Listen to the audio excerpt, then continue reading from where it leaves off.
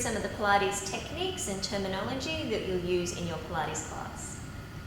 The first thing we're going to go through is pelvis positions. We use two different positions in Pilates, neutral and imprint.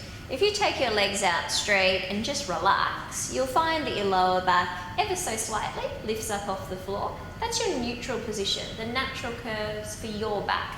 So hands on hips, just for a bit of awareness. Keep your pelvis still and bend your legs back in. You're in neutral spine. You can feel that the tailbone or your sacrum is down nice and heavy, and you've got that little bit of space underneath your lower back. The second position we use is called imprint. We roll our hip bones back towards our ribs and flatten the lower back completely into the floor. We don't tilt so much that our bum lifts off the floor. It's just lower back flattening into the floor, and we can see that our hip bones are a little bit lower than our pubic bone. So there are two different pelvis positions. Also, we need to learn how to zip up our deep abdominals. If you haven't already, watch the little video about how to activate your pelvic floor. So pelvic floor is part of it, but then we need to draw in our lower abdominals as well. So come into your imprint position where your lower back is nice and flat.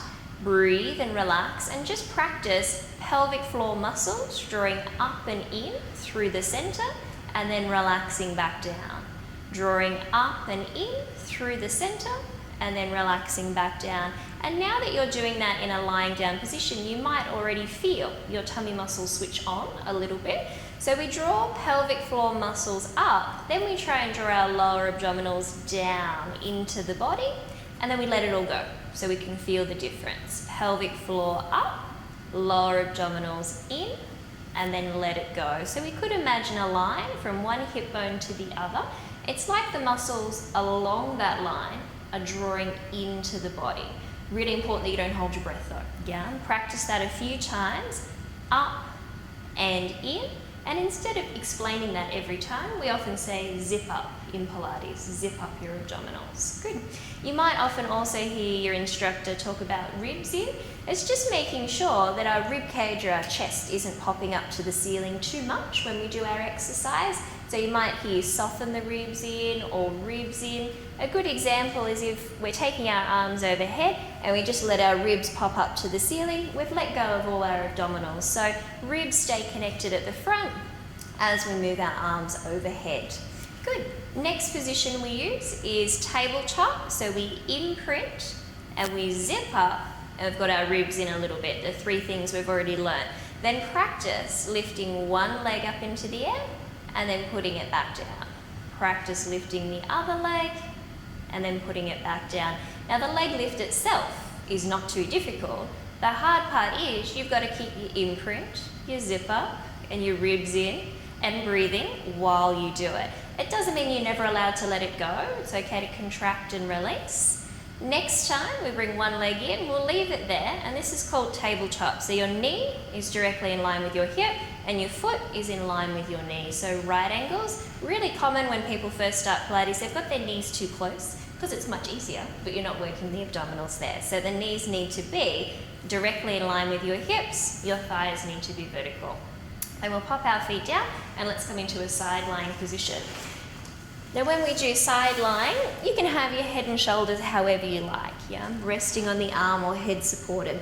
Now we need to lengthen our waists when we do side lying, because if we don't do that, we'll be crunched into the floor. The bottom waist is flat, the top one is crunched in. So top hand on the top hip and pull the top hip down away from the ribs, like you're creating a tiny little space underneath the bottom waist. And also make sure you're right on your side. So I've got my legs bent here. You could have a look at the knees and check that the front of your knees line up. Then you know you're directly on your side.